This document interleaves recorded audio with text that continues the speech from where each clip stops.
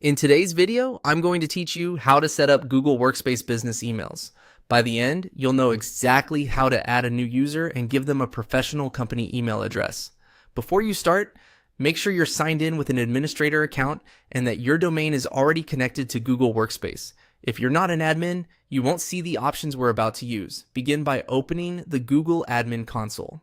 You can get there by going to the admin homepage and signing in with your admin credentials. Once you land on the dashboard, look for the Users section. This is where you manage everyone in your organization. Inside Users, you'll find an option to add a user. Click that to start creating the new business email. You'll be prompted to enter the person's basic details. Add the first name exactly as you want it to appear in their profile and directory. Next, add the last name.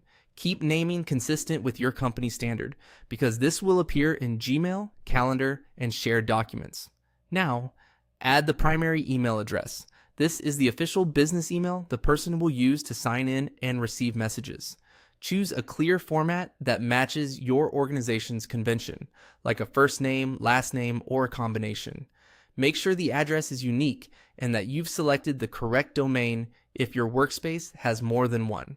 This primary address is what colleagues and customers will see, so keep it professional and easy to remember. You'll also see a field for a secondary email address.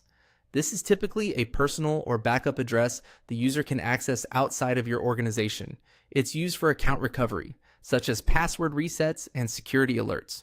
Only add a secondary email that the user actually controls and checks regularly. This step helps prevent lockouts and speeds up support if they forget their password.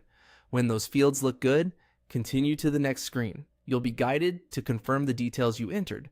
Depending on your settings, Google may generate a temporary password and offer options for sharing sign-in information securely with the new user.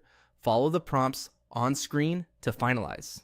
If you see an option to require a password change at first sign in, it's a good idea to keep that on for security.